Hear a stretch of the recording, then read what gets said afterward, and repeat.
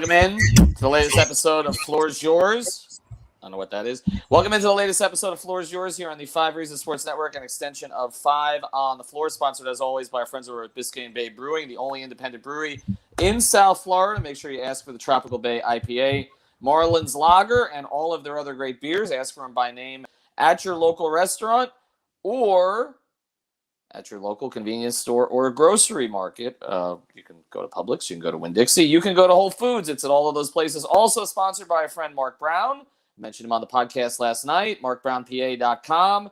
He will help you with your estate planning. He'll also help you with your title. If you're dealing with real estate, he can give you a $295 special flat fee by mentioning 5 Reasons. Took care of my condo for me. He's going to take care of my house for me as I'm just moving out of everywhere right now. Maybe I'll leave the country. markbrownpa.com. He's located right there in North Lauderdale. There's the phone number, 954-566-5678, 954-566-5678. Again, it's markbrownpa.com. Again, you need estate planning, whether you're a young father with a family or whether you don't have kids. You just want to make sure that the right people get your money. It's important. markbrownpa.com, small firm, and he will help you out on your schedule. 24/7 service there. All right, let's get to it. I got Greg Sylvander. I've got Alex Toledo. Just the three of us today, the core three from 5 on the Floor. Check out our episode from yesterday. Alex and I went through some of the guards. Yes, you do love Mark Brown. I'm not late. I was not late today. I thought we were a big three, not a core three. We're a big three. We're a core three. We're a core three. You know, I don't want to compare ourselves to the big three. It's like the Nets comparing themselves to the Heat's big three when only one of the big 1.5 ever play at the same damn time. Alex and I went. We are a lot like that. We are like, that's true. Actually, you're Irving. I mean, I don't even need to. I don't know which of us is Harden. I'll leave it at. Well, actually, I'm probably Harden. All right. Anyway, that's probably why I didn't want to hear. That's what a lot of people would say. All right. Alex and I went through some of the guards yesterday that the Heat could go after, if not Kyle Lowry. We forgot to mention Tim Hardaway Jr. I didn't realize that until we posted the pod. We did get through Dinwiddie, Conley, Brogdon, even a guy who's going to play some tonight, and I have for the over in Prize Picks. His over was only 10.5 points. I think he's going to play a lot tonight, even with Chris Paul being back, which is Cameron Payne. It's somebody we talked about last night as well. But here's what we're going to get to tonight. I'm just going to drop this right here on, and we've talked about more than this sort of off the air on our 5R Heat thread string, which I feel like since the 3 yards per carry guys are now charging to check out their chat, and they're calling it OnlyFins, that maybe we should charge to see ours. But we'll give you a little bit of it. We can't tell you everything we know because there are things we're still working on. And we'll mention Super Chat. You give us money, we will read your comment. Okay, promise you that. James Harden needs, Anyway, Tyler Hero. That's who we're going to talk about tonight. Because I have now heard that thank you, Manny, for putting that up. Appreciate it. I have now heard that there's a 75% chance or better that he is traded this offseason. In fact, when I've thrown out 75% to several league sources, they've told me that's low. And there's a number of reasons for this, and we've discussed some of these reasons, and there's some that we can't go into a total depth on at this time. The major reason is this. Pat Riley mentioned that Bam Adebayo and Jimmy Butler are the core two. He only threw Tyler Hero in because he was asked specifically about Tyler Hero, because as we talk about at the end of every presser, he pumps an asset. That's what he does. He does it every single offseason. Tyler Hero is like virtually their only asset right now. Precious is not an asset. KZ Okpala is not an asset. They've got some contracts that I guess are neutral assets, like Dragic if they decide to move him, Iguodala, but they don't have assets, okay? Unfortunately, they don't have a lot of picks. Duncan Robinson has to be re-signed at a pretty big number to become an asset. Same with Kendrick Nunn, and even in that case, I'm not sure Nunn becomes an asset. Oladipo is not an asset. They do not have assets, okay? Bam's their only asset, and they're not trading him, and so the next one becomes Tyler Hero. But what I've been told is just Tyler Hero's not on Jimmy Butler's clock. It's simple. I mean, there's a lot of sort of reasons for that, but one of the main reasons is that Jimmy Butler is ready to win now, and Bam Adebayo is closer to Jimmy's clock, close enough that they can get there.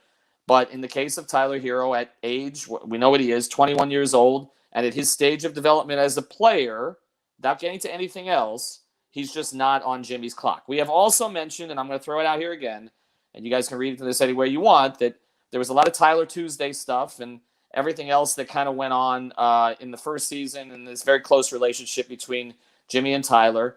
I'll just say there wasn't a lot of Tyler Hero talk from Jimmy Butler this season. We've discussed that. That's not news, but I just want to put it out there in terms. It may be news if you haven't listened to us. It's a signpost. It's a signpost, okay? And so anyway, I'll put it out there. Greg, as much as you can talk about, consistent with your information? Yes.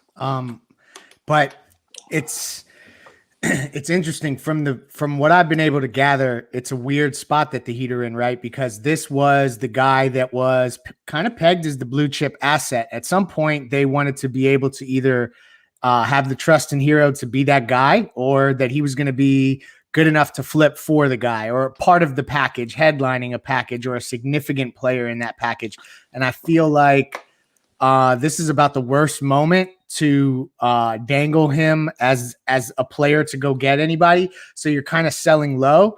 But if he's not aligned with everybody in the locker room and they feel like they have to do it now, or it could get worse, that the scenario could get worse, or you could have disconnects with other players or anything like that. To me, I feel like you have to look at something. And that's where, like, other rookie players that are maybe worn out their welcome elsewhere, I think is an interesting thing. And also attaching him to an Iguodala contract, which, is another option there. But it looks like Tyler's days are numbered. And that, to me, that's upsetting, just because I felt like just watching him in the bubble. Like, I feel like ever since the snarl, it's been downhill. Yeah. And Alex, I want to get to the basketball stuff with you in a second, but I also just want to make something very clear. I think you guys can tell we know more than we're saying. But this is all we're going to say. What we've said so far to this point is all I probably said too much. No, I'm monitoring it. We're both kind of. You didn't say too much. I'm just saying none of us is advocating necessarily to give up on Tyler Hero as a prospect. So this is not coming from us. It's kind of the same thing as when Ira and I reported that the Heat were concerned about his focus this season. They were not concerned about his work ethic necessarily. They were concerned about his focus, and they wanted him to get in the gym more. And Ira and I reported that. And I do know that some people around Tyler were upset at us for us reporting that as if it was us saying it. We're just reporting what the Heat's perspective was on it. And I can tell you 1,000%, because I had a lot of people reach out to me afterwards, that I was told you guys are 1,000% right. Okay. So I'm just saying, this is not us advocating to get rid of Tyler Hero. And no. I don't think the Heat want to necessarily get rid of Tyler Hero. Correct. That's the dilemma. That's the dilemma, but the problem is he's not really on the timeline right now. They don't have any other assets, and they don't have a hell of a lot of other ways to get better. Again, there's a little bit more than we know than that, but those are the core things from a basketball perspective. Alex, basketball perspective. What I mean, is it smart? I mean, is it smart to move him when, as we said, they don't really have another asset on the roster? It's not great. Like Leif said, it's not great that, now is a time where they've apparently hit this fork in the road, according to what you guys are kind of talking about from what you've been hearing. It's like, his value is not at a great point right now when you're just talking about trying to trade him. And I know it feels like we bring guys down to what their value is as far as what else they can bring you. But that's really what it comes down to, because I'm fine with the idea of trading Tyler Hero for the idea of bringing in another guy who's going to help you on this win now journey. But who's to say that you can get that guy for Tyler Hero? And I know the package would be more than him. It would probably involve some of these player options to make some deals work. But who's to say that they could actually get some of these guys with a package, surrounding Hero and maybe an Andre Iguodala or Goran Dragic? I don't know. I definitely don't know. So I just think it's a little bit tough. I'm sure there's stuff that they could get for him. I'm sure it was not their idea to want to have to move on from him this early on at the nadir of his value maybe. And although I still feel like he's in a place where he's shown enough he's not a negative asset they're trying to move on from. Right. They still got more from him than I think a typical 14th pick. So that's why I think they might be able to still get something. Shout out to you, Porter Jr. I'm going to get a nice chocolate chip cookie or something with that $2. You can't even get a Big Mac for that. But thank Porter. We appreciate it. Thank you very much. But yeah, it sucks, man. Like I know that we've all kind of been in on Tyler throughout the past couple of seasons, and it sucks that it seems like it's gonna have to end this way. I just don't know where we go from here. It seems unexpected, is all I think. Well, I think it's unexpected if you consider that he had one of the great playoff runs. He had one of the great playoff runs for a rookie. I mean, he really did. I mean, so much love from everybody, from the stars, from the fans. And I don't think it's that. I mean, again, he hasn't misstepped publicly. I know people get on the personal life and all that. I mean, he hasn't done anything horrible. There's nothing like that. It's just that they're in a certain place. This is an unsentimental place for the Miami Heat right now. You got sentimental Pat Riley last offseason, like you got sentimental Pat Riley, sort of during the middle of the Zoe Timmy years, like you got it after the 2006 championship, like you got it, kind of after the 16-17 run of 30-11. That was sentimental Pat Riley. Thank you, Christian. Hated his season, but super sad it's come to this. That was sentimental Pat Riley. We have been told, all of us, sentimental Pat Riley is gone. That person does not exist this offseason, okay? I mean, this is going to be cut back to cutthroat Pat, okay?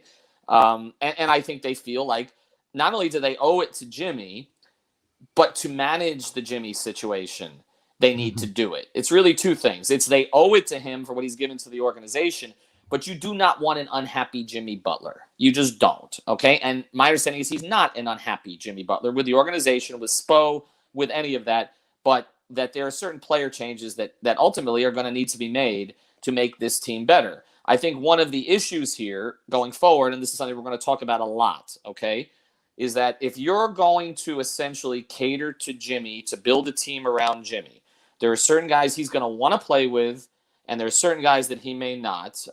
Okay, a few months ago, I brought up Jimmy no longer bragging about Tyler. Ben, we've talked about it. I know you've been on it. Okay, I think Ben is hacking into our chats. I know. I mean, Ben's been on it. Okay, but what I'll say is, like, if you're going to cater to Jimmy's sort of personnel desires, okay, we've talked about Kyle Lowry. We've talked about even on the lower end of TJ McConnell. We've talked about other players around the league. Obviously, Embiid would be the big fish, right? There's a relationship with Dame. He has relationships. But if you're going to cater to him in that way, there is a chance he's going to lose a guy on this team that he does not want to play without, which is Goran Dragic. And to me, that's where this balance is going to get complicated. There's a comfort level with moving on from Tyler. There's not a comfort level with moving on from Goran.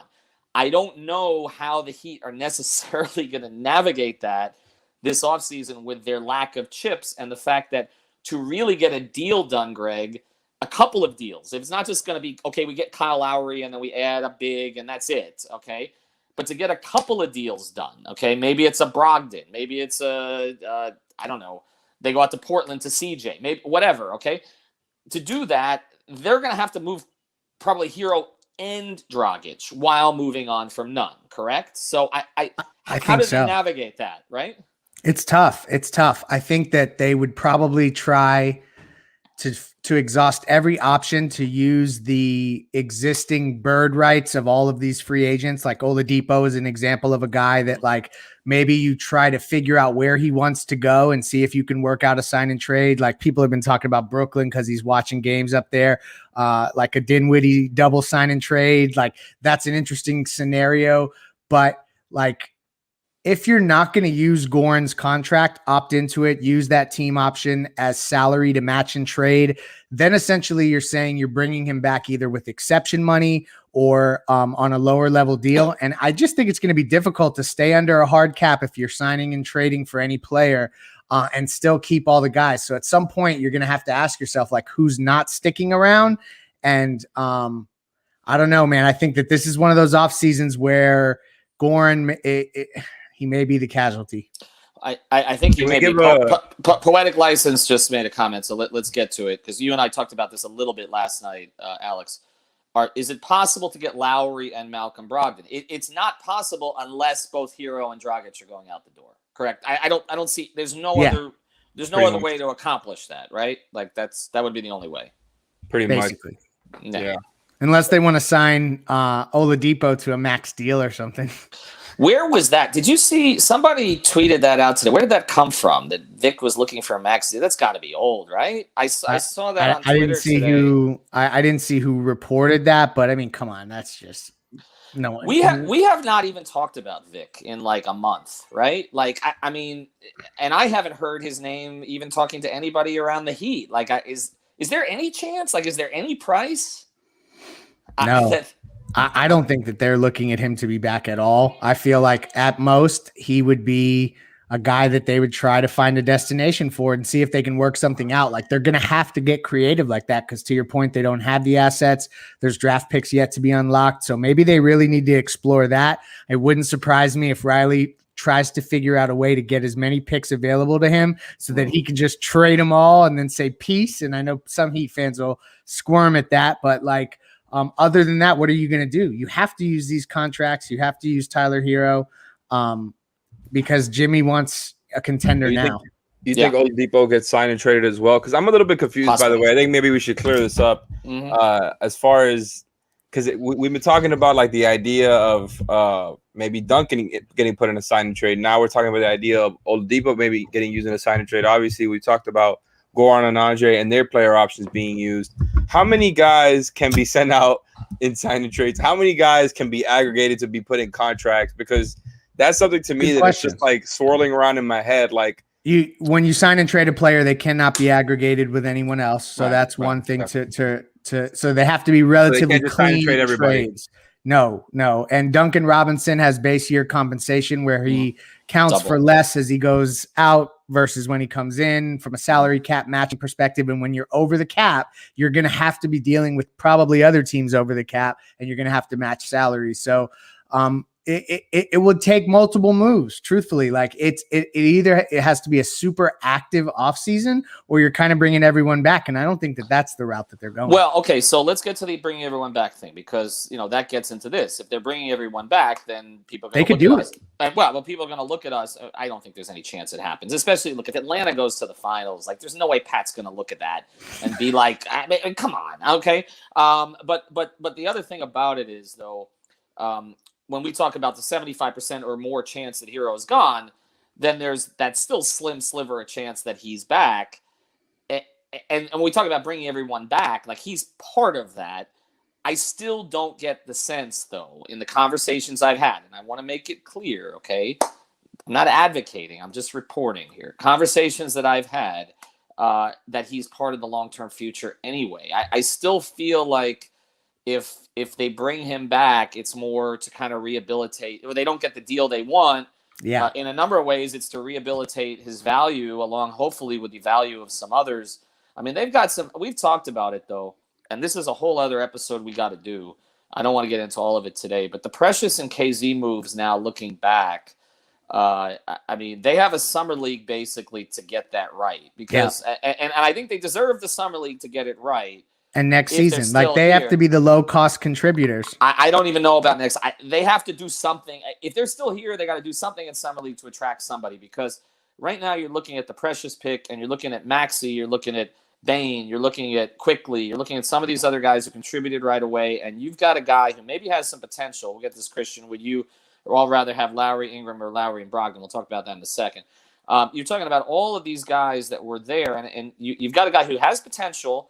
He's undersized to play center, though. You don't know that you can play him with Bam. Eric didn't try it for more than like 12 minutes the whole season.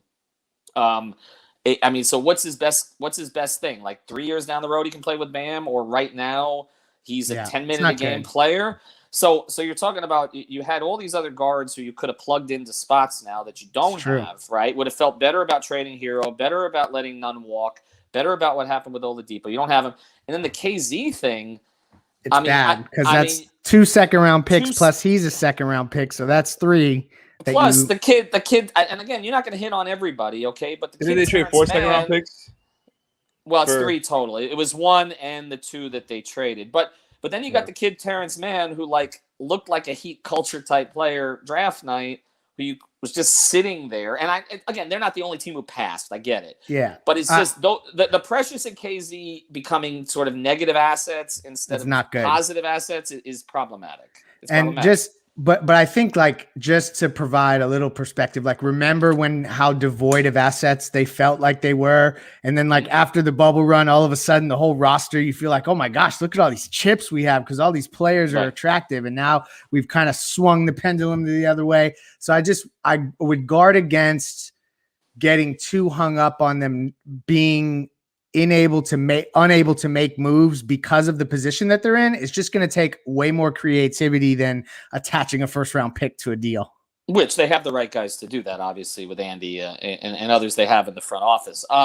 But Alex, again, I guess here's the thing with Hero. With every player that they've traded, okay, to go get a bigger time player, there's been this fear among Heat fans, right? Like what that player is going to become somewhere else. And we've discussed this on the pod. Typically, they get out at the right time. Typically, okay? Glenn Rice is a weird example because, Glenn became an all-star, but, they got the cornerstone of the franchise. Yeah, it doesn't count. In Zoe, it doesn't count. But again, Lamar Odom, really good 1 year there. Yes, he was a major contributor for the Lakers as a sixth man. He filled a perfect role there on even a championship team. But at the same point, like you make that move 1,000 times, okay, over, and Caron Butler, again, on the staff now, became a really nice long-term vet in the league. Never made an all-star team that I can recall. Maybe there was one good player, very good player, but not a superstar type player. Josh Richardson, we've seen what happened. Justice Winslow, we've seen what happened. Derek Jones Jr., a player we debated about whether they should re-sign him last summer, out of the rotation in Portland. Like, Jay Crowder is a weird thing because Jay Crowder doesn't belong to the Heat. Jay Crowder has belonged to like 8 organizations in the NBA. The Heat just squeezed 4 really good months out of him, right? So typically when they get off of guys, this concern, this fear of the guy blowing up is what sort of haunts Heat fans. Do you have a concern of Tyler Hero going somewhere else and blowing up? I'm not talking about a guy who fills the box score and maybe averages 19 on 45% shooting, maybe is a fringe all-star type player in the right year, but a guy who like is Trae Young. Okay, like do you have that concern? I don't. I do have the concern that we trade him, the Heat trade him, and he's just a really productive player. And what you're saying, a kind of a fringe all-star type guy, and even if he isn't on the all-star team, which I don't think any of us are imagining he's going to be on the next few seasons or anything like that, like he could still be a very productive player if he puts it all together. I just don't know how soon it'll be. I just think they're in a point right now organizationally where it's like, like I said at the top of the show, they're in a fork in the road for whatever is happening in the organization interpersonally, and because they're trying to be a win now team and they're trying to rebuild around Jimmy while he's still in his prime. So I just think, that's just kind of the cost of trying to build a contender. I think you got to take advantage of the value you built with Tyler, and it sucks that it's got to end this way, but I think you got to do what you got to do. I think you made a really good point there. Just before I go to Greg, you said interpersonally. There's really 3 elements to this, okay? There's the basketball, there's the business, and there is the chemistry, personal stuff. And it's all together right now. I think it's all going to lead to a change this offseason, and that's why I've been quoted at 75% or more, and I don't think that reflects. That is a high number, man.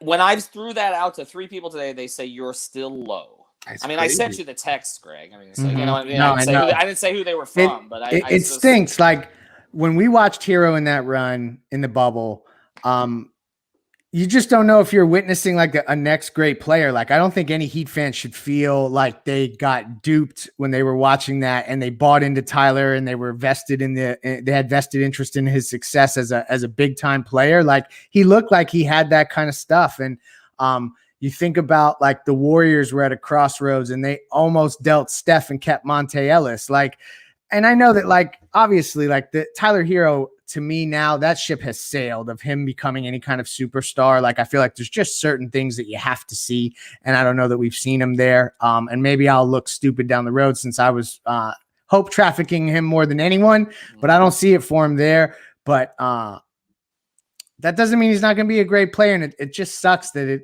it looks like it's going to exit the way that it is. Yeah, I know, Ben. I'm sorry. I get. Well, that quote I'm okay with because I've gotten that from everywhere. But you're right. I mean, look, again, it doesn't mean he can't be a long-term starter in the league. It doesn't mean he can't win a 6th Man of the Year award. I think those things are. I mean, he's a skilled player. I think he's a high IQ player in terms of understanding the game. He is a gym rat type player. They want him to get stronger. They want him to get in the gym. I know that we've heard that repeatedly. And they gave him more this year, and he didn't capitalize, and that is huge for them. Like they put more on your plate, and when you can't manage that, that becomes an issue. Well, the other thing about that, Greg, is there wasn't total alignment in the organization about doing that, and so when you have, and again, they're a one voice organization. That's the way they are. It's always was Pat, then Pat turned it over, and it's Spo, right?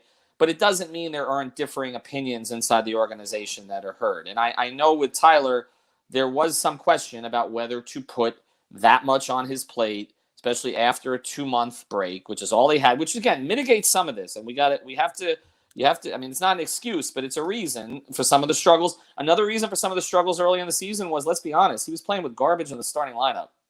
Okay. I mean, Mo Harkless started a couple games, remember? Myers started. They didn't have their group.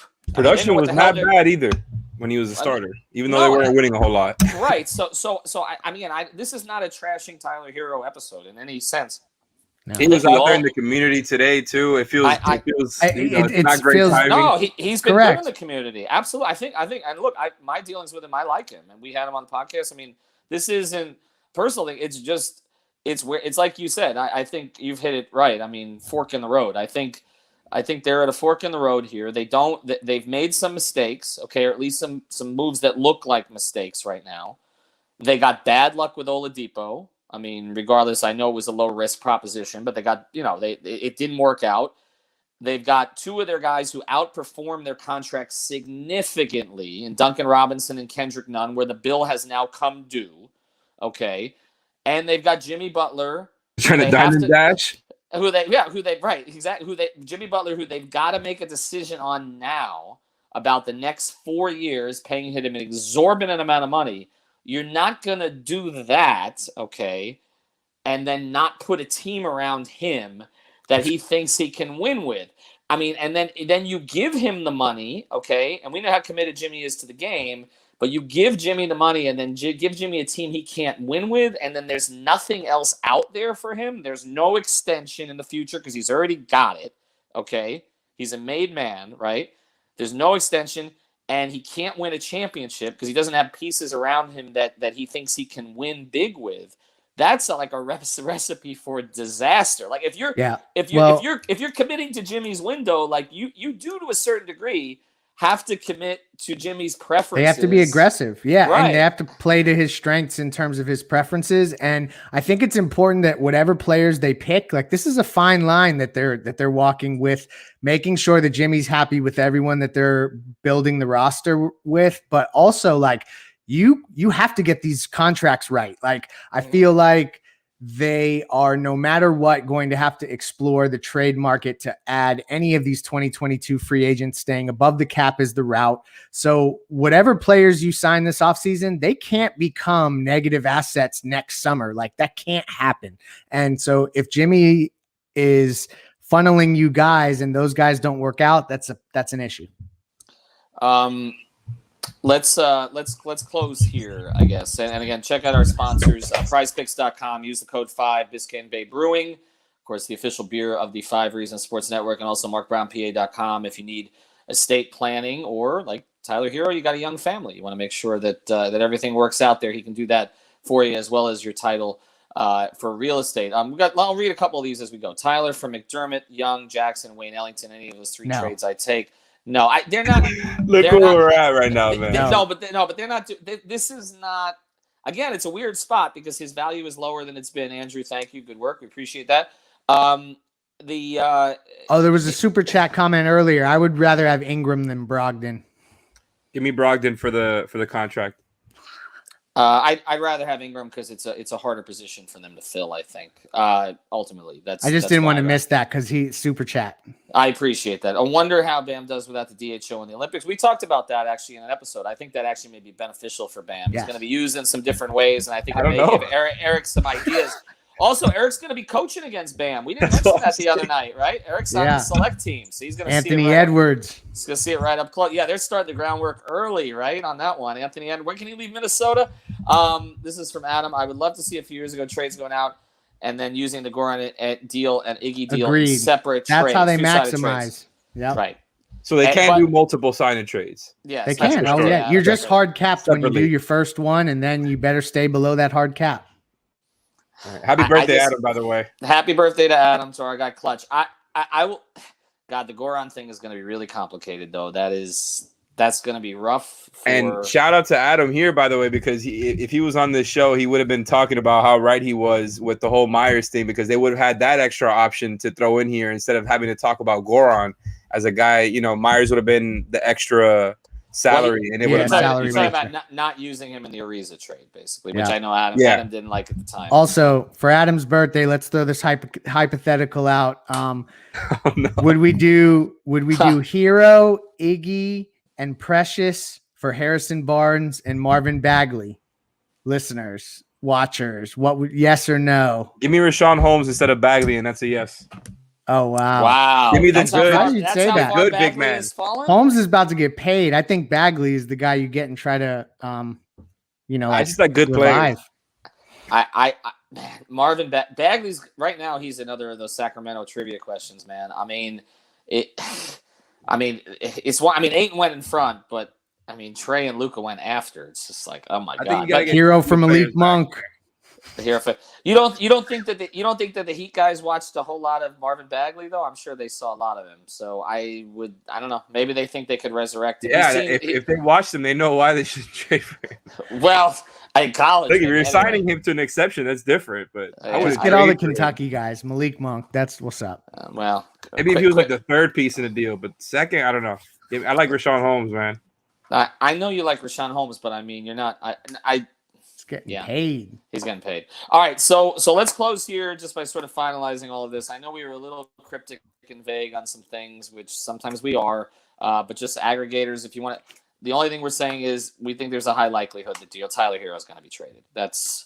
I think that's fair. That's the baseline here. I mean, there's other factors at play, but essentially, I think it is what it is. It's what Ben said. It's a sped up timeline.